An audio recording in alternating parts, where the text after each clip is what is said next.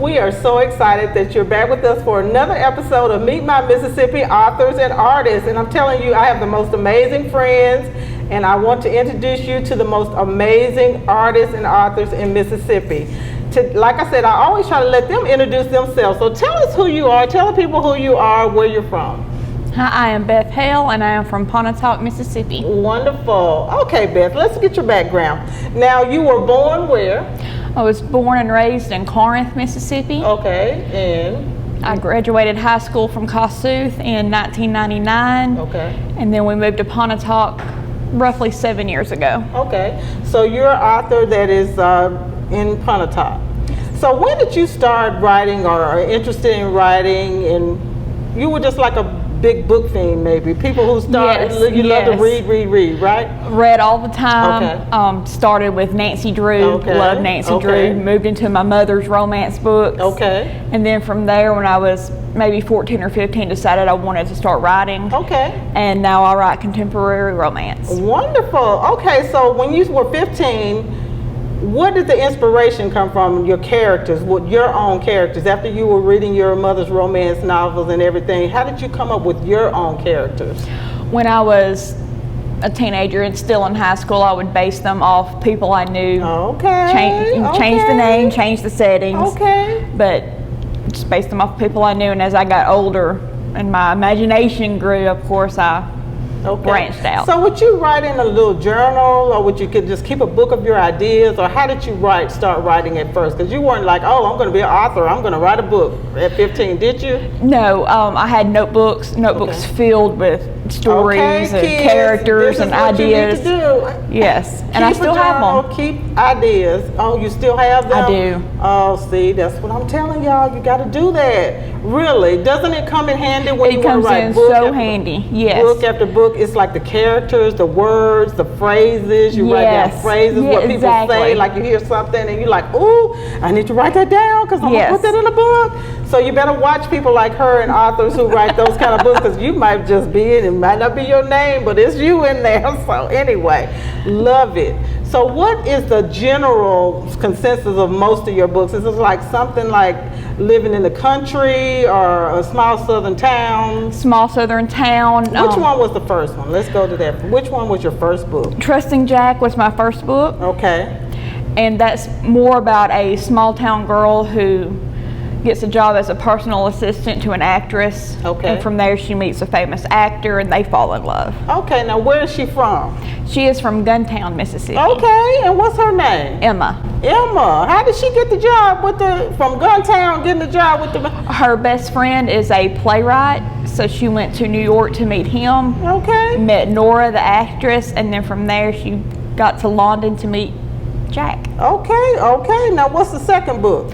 The second book was Taming James. Okay. It's kind of looking the same there. I like that. That's like a theme going. Okay, Taming James. What's that about? James is actually Jack's best friend. Okay, it's kind of coming from that to this. Olivia is from Knoxville, Tennessee. Okay. And she moved to London to work in the accounting firm that James works in. Okay. So that's more of a friends to lovers kind of romance book. Okay, very good. Next one is?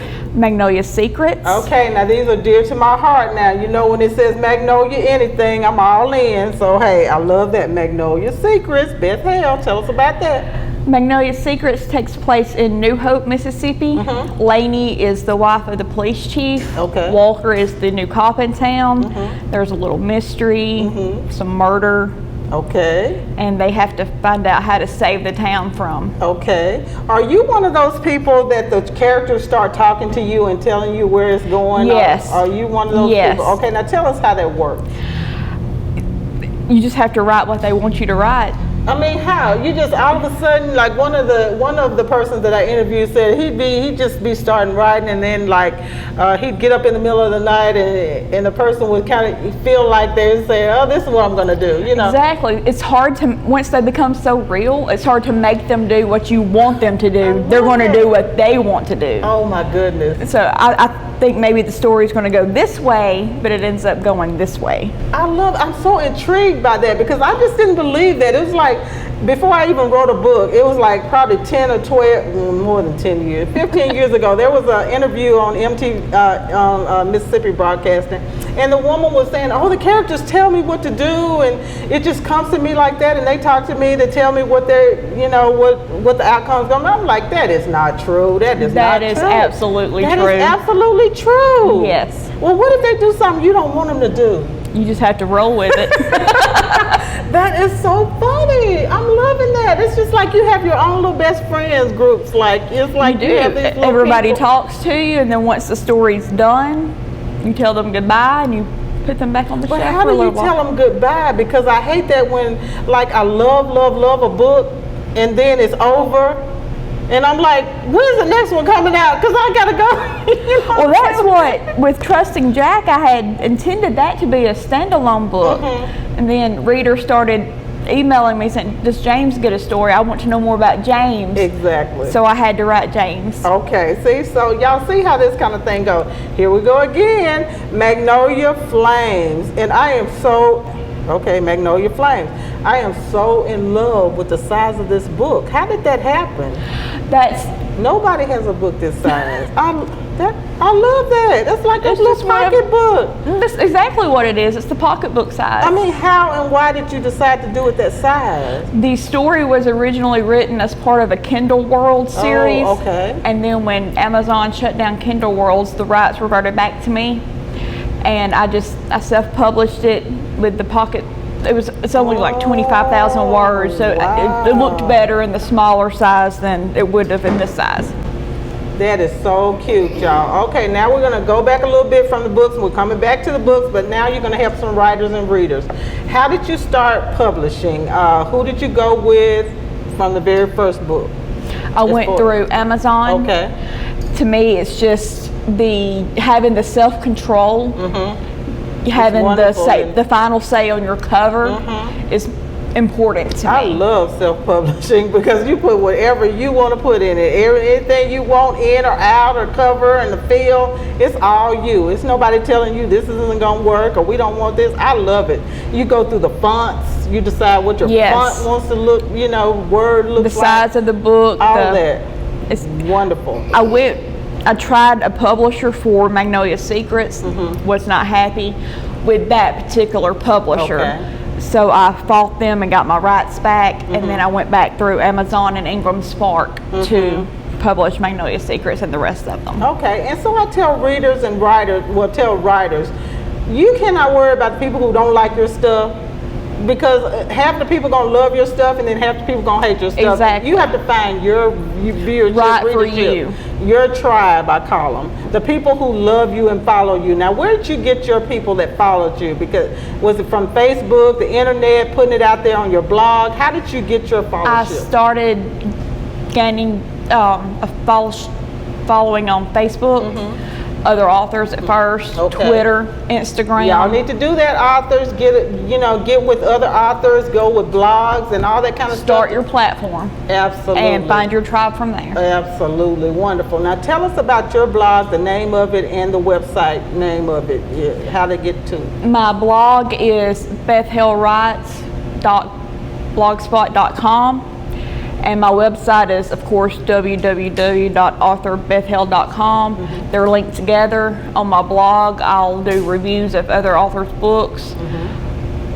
There's a form you can sign up if you would like your book reviewed, or if you have suggestions for me that I go in and check and then go from there for my reviews. I also will post occasionally about my writing methods and just little tidbits of life. Okay, so what are your writing methods?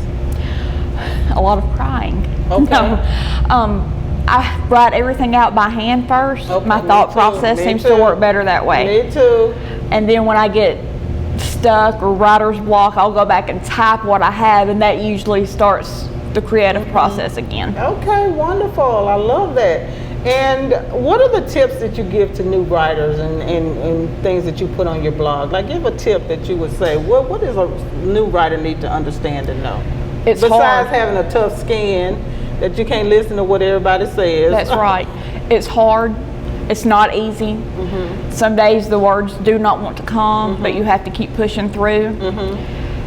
And write the story you want to tell. Absolutely. Don't listen to, it's right, it is your story. Absolutely. Tell it the way you want to tell it. Everybody has a story to tell, so don't try to whitewash it or mess it up by trying to do somebody else's stuff. Or trying to be like somebody else. You have a unique voice in the world.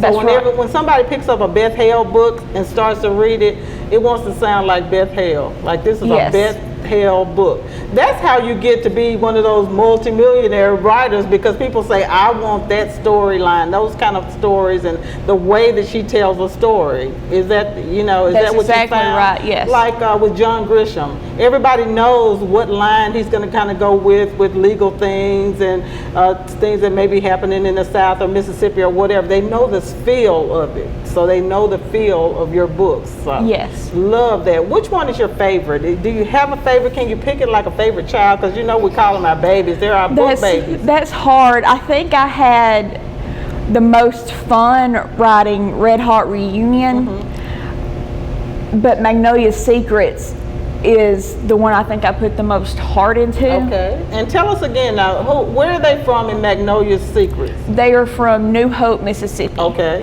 Very good. And Magnolia Flames, they're from where? In Oak Bend, Mississippi. Okay, where is that? That's a fictional town. It's near Hattiesburg. Okay, all right, a fictional town. So you made up a fictional places instead of just say, okay, wonderful, loving that.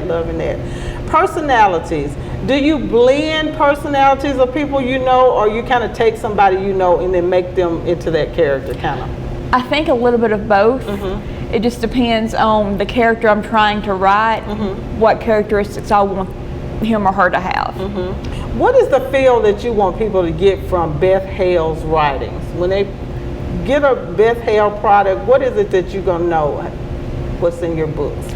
I want them to know that small towns are more than just little blink and you miss it places. Okay. That there's actually stories and people there, a history. Okay. That's actually the tagline for the Magnolia series. Every town has a story to tell. Okay, I love that. Can I steal that? Ooh, okay. I like that. Every town has a story to tell. Yes. I love that. Wonderful, wonderful.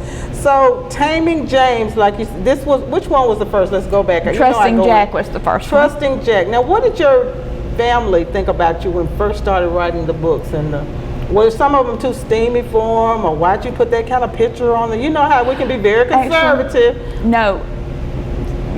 Everybody in my family was extremely supportive. Okay, wonderful. So I'm blessed there. Okay. Everybody was supportive and enthusiastic about it. Wonderful, wonderful. So why did you start writing romance? Because you loved your mom, you just got into that genre, you would read a lot of romance. Yes, she loved the historical romances, mainly the westerns, and I do too. I enjoy them very much. I still read them, but I don't have the patience to do all that research and make it right. Okay. So I thought, well, I'll just write contemporary romance. And when you talk about towns in your books, do you put little things in there about the town, or real things about the towns? Like, give us an example. Like, what would you say or something? Well, when of course, Trusting Jack and James take place mostly in London, so I did a lot of research on restaurants there, shops, theater districts. Magnolia Secrets, I based that more off of the towns I knew. Okay. So there's little diners or little boutique shops that are there. I love that. See, you can kind of go along with what I do with promoting a positive Mississippi. You can start putting in your next books about different little towns and things that are in the town and what's beautiful about that town. Yes. Oh my goodness. Okay, we got some ideas going on, right? So you, this fabulosity person that you interviewed interviewed you is going to be in the next book, right? It's like this bigger than life personality. Exactly. Patricia Neely-Dorsey. No, but that's where the characters come from. People that you like. People that I know, friends that.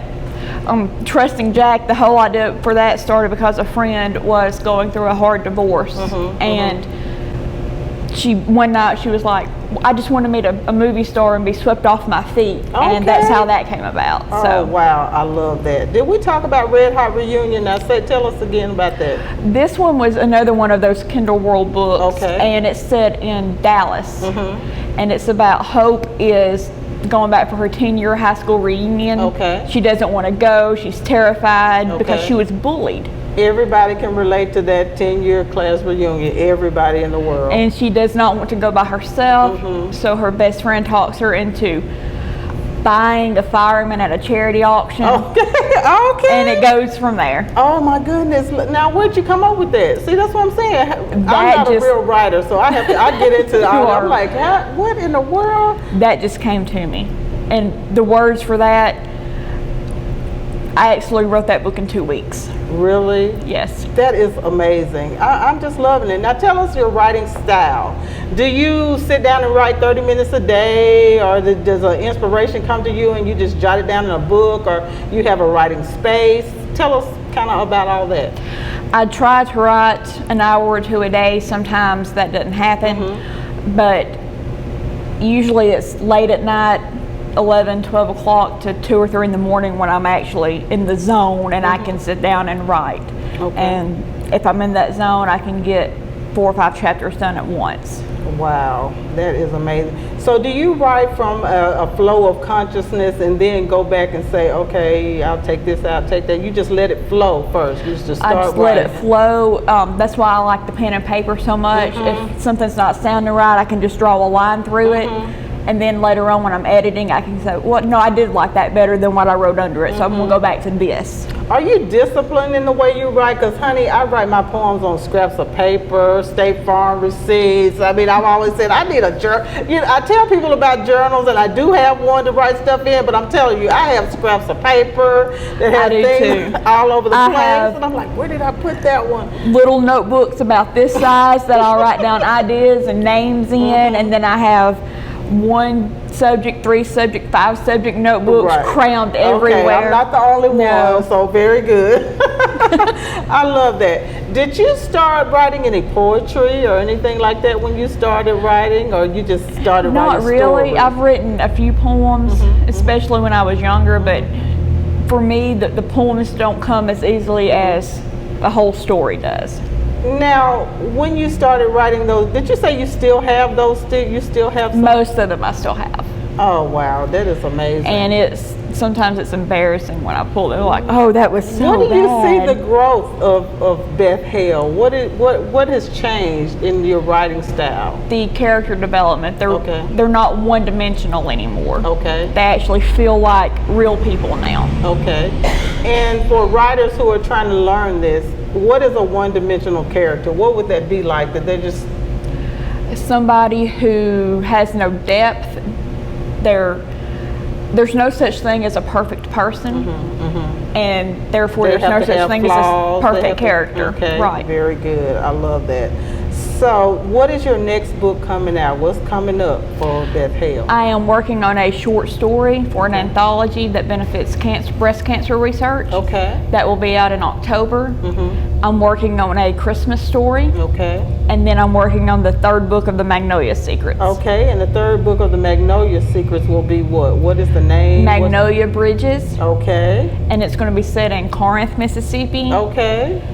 And she is coming home after leaving her hometown to find herself and to capture the man she let go. Okay, very good. Oh, I'm loving this. Oh, I'm loving it. Now let's go back to the cancer. Why is there someone in your family who had cancer or has cancer that you're doing the benefit for?